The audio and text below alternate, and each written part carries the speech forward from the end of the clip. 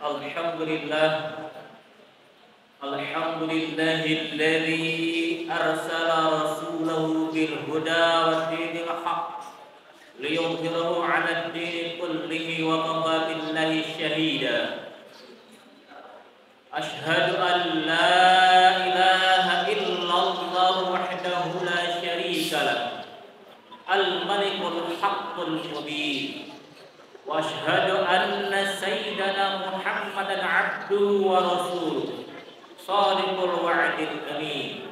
Allahumma shalli wa sallim ala sayyidina wa maulana Muhammadin wa ala alihi wa ashabihi ajma'in.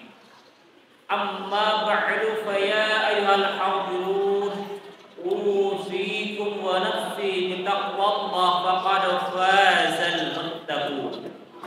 Wattaqullaha ayyuhal hadirun fi tarbiyati ahlikum wa fi intihazi amarikum wa fi intihazi amwalikum wa fi intihazi awqatikum fa innaha fitnatun wa sullamun lin-naili maradatillah.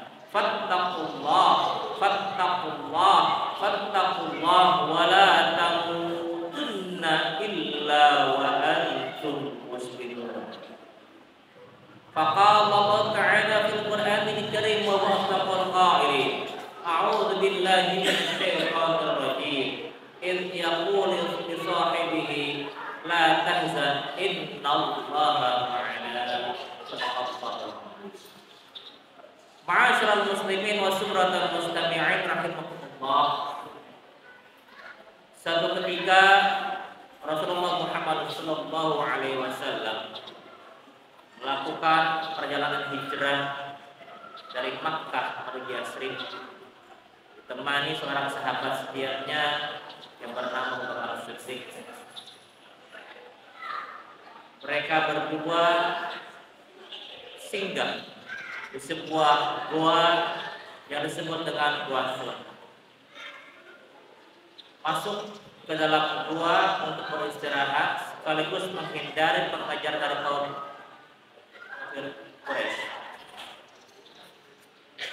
Orang Quraisy berusaha mengejar Rasulullah dan sahabatnya Abu Bakar dengan mengikuti jejak-jejak yang mereka telusuri, hingga sampailah mereka pun ke Gua Sur. Namun ternyata mereka melihat bahwa mulut gua itu dipenuhi dengan sarang laba-laba yang secara akal manusia tidak mungkin orang bisa masuk karena dihalangi oleh sarang laba-laba. Kalaupun bisa masuk, maka sarangnya itu akan rusak.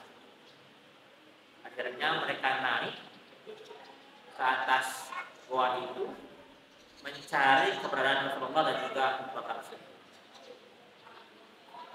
Abu Bakar Siddiq yang mengetahui bahwa orang Quraisy naik ke atas Gua Sur gelisah, takut. Jangan-jangan orang Quraisy lihat keberadaan mereka. Gundah gulana. Yang ia takutkan bukan keselamatan dirinya, tapi keselamatan Rasulullah.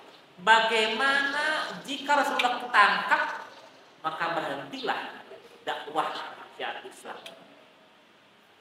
Rasulullah yang mengetahui kegelisahan sahabatnya, dengan mantap, dengan tenang, dengan tegas menyatakan, la tahzan, innallaha ma'ana. Peristiwa ini diabadikan dalam Al-Quran surat At-Taubah ayat 40.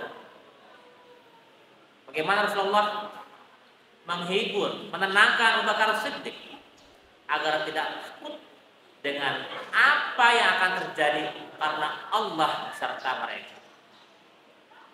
Hadirin rahimakumullah, ada satu kata yang perlu kita garis bawahi, yaitu innallaha ma'ana. Sesungguhnya Allah beserta kita, beserta kita. Kalimat yang secara sepintas mungkin sederhana, namun kalau kita resapi, kalimat itu tidak mungkin tiba-tiba terucap secara spontan di tengah suasana yang genting, suasana yang mencekam. Bagaimana tidak? Ketika itu kalau saja orang Quraisy melihat ke bawah, saya akan melihat keberadaan Rasulullah juga Abu Bakar Siddiq. Tapi dengan tenangnya Rasulullah mengatakan begitu. Lalu bagaimana relevansi dengan kehidupan kita? Bagaimana supaya kita menerapkan kalimat innallaha ma'ana dalam kehidupan kita? Agar makna yang ada di balik kata itu betul-betul ada dalam kehidupan kita. Yang pertama adalah hadirkan Allah dalam kehidupan kita. Bagaimana caranya? Kata Rasulullah, tentu Allah memberikan arahan kepada kita bahwa setiap aktivitas kita, mulai bangun tidur beraktivitas sampai tidur kembali, tidak lepas dari namanya doa, tidak lepas dari pelibatan Allah. Bagaimana Rasulullah mengajar kepada kita saat bangun tidur, bukan nyari handphone, bukan nyari jam tangan, bukan nyari benda yang lain, tetapi kalimat pertama yang terucap adalah alhamdulillahilladzi ahyana ba'da ma amatana wa ilayhi.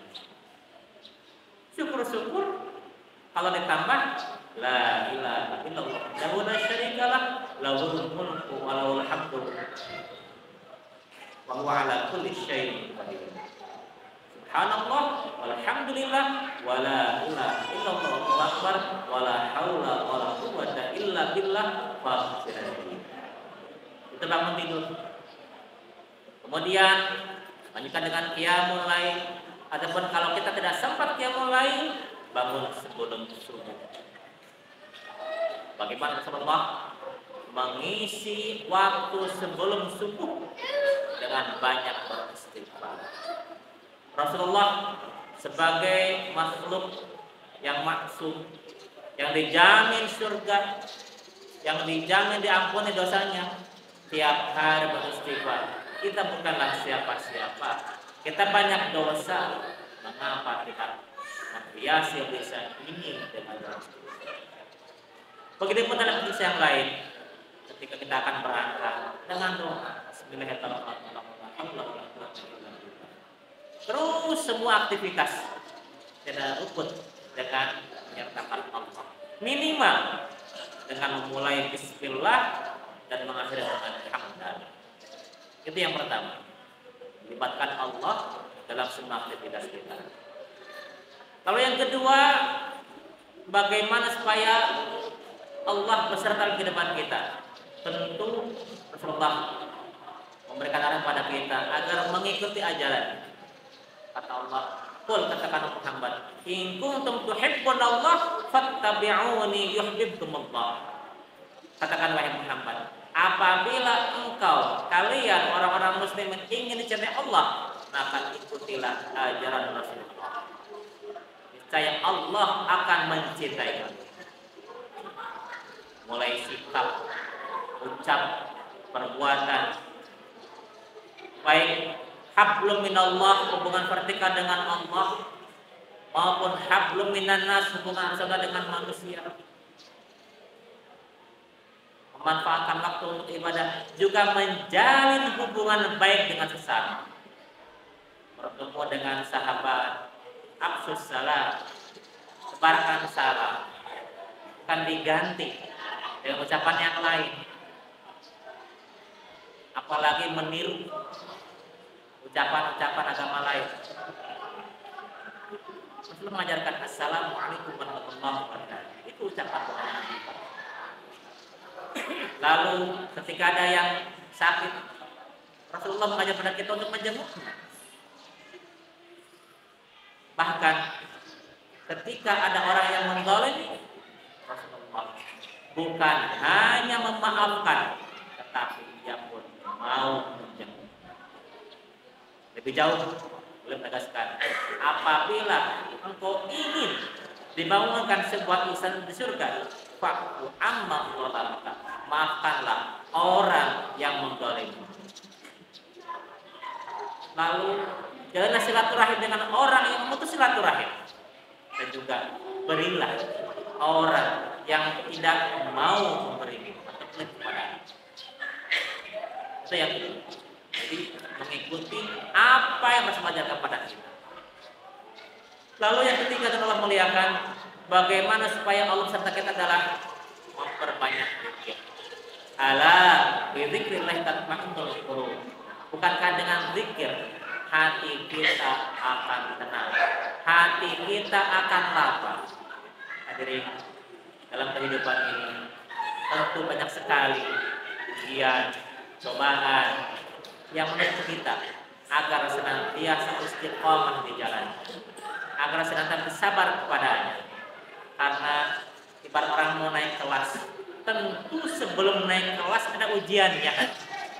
Ada yang Allah uji dengan ekonomi, ada yang Allah uji dengan pasangan hidup, ada yang Allah uji dengan anak, yang Allah uji dengan pekerjaan dan sebagainya. Bahkan ada juga yang Allah uji dengan sakit.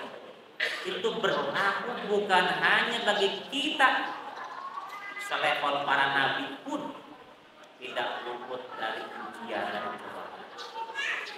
Kuncinya adalah bagaimana supaya kita menghadapi ujian itu adalah dengan bersabar dengan Allah SWT. Banyak-banyak berzikir. Man ahabba syai'an kathura dzikruh. Siapa yang mencintai sesuatu tentu akan banyak menyebut-nyebutnya. Jikalau kita mencintai Allah dan ingin dicintai Allah, mari hiasi lisan ini, hiasi hati ini, hiasi pikiran ini dengan banyak-banyak berzikir kepada. Sikap kita bersabar, ikhlas dengan apa yang Allah berikan kepada kita. Namun di saat ini juga hiasi, dibasahi dengan zikir kepada. Itulah tiga sikap yang perlu kita lakukan agar Allah bersama kita, agar kita menoleh innallaha ma'ana dalam semua aspek kehidupan. Kalau Allah beserta kita dalam semua aspek kehidupan, insya Allah apapun problemanya, apapun kesulitannya, apapun ujiannya dapat kita lalui dengan mengabari Allah Subhanahu wa taala.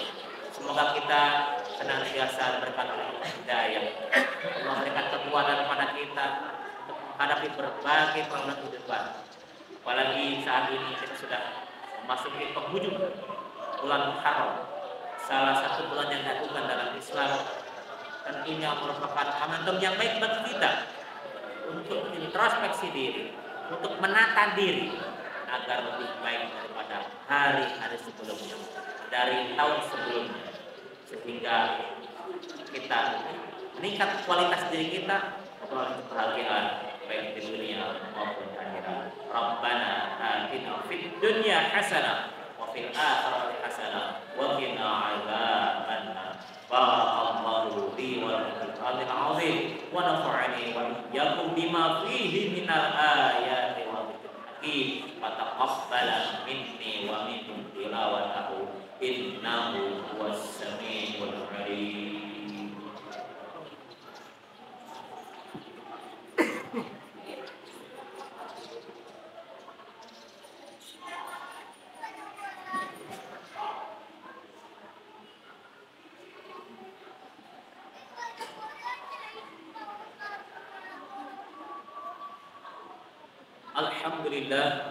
Alhamdulillahilladzi anzala as-sakinata fi qulubil mu'minina liyazdadu imanan ma'a imanihim. Asyhadu an la ilaha illallah wahdahu la syarika lah wa asyhadu anna sayyidana Muhammadan abduhu wa rasuluhu la nabiyya ba'dahu wa rasuluhu. Allahumma shalli wa sallim ala sayyidina wa maulana Muhammadin wa ala alihi wa ashabihi ajma'in. Amma ba'du fa ya ayyuhal hadirun usikum wa nafsi bi taqwallah faqad fazal muttaqun. Faqala Allah Ta'ala ya ayyuhalladzina amanu taqullaha haqqa tuqatih wa la tamutunna illa wa antum muslimun. Innallaha wa malaikatahu yusholluna 'alan nabi ya ayyuhalladzina amanu sallu 'alaihi عليه وسلم تسليما.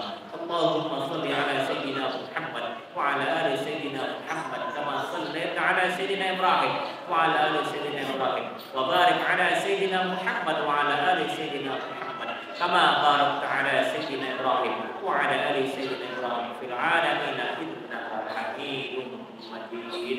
آمين يا الله يا رب العالمين.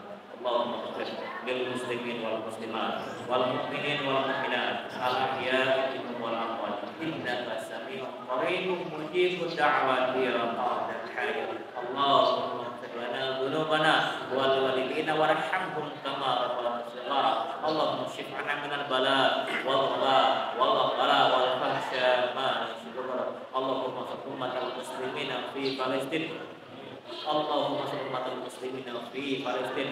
اللهم الدنيا بقدر يوم. اللهم ربنا ظلمنا أنفسنا وإن لم تغفر لنا وترحمنا لنكونن من الخاسرين. لا إله إلا أنت سبحانك إنا كنا من الظالمين. اللهم ربنا آتنا في الدنيا حسنة وفي الآخرة حسنة وقنا عذاب النار. إن الله يأمر بالعدل والإحسان وإيتاء ذي القربى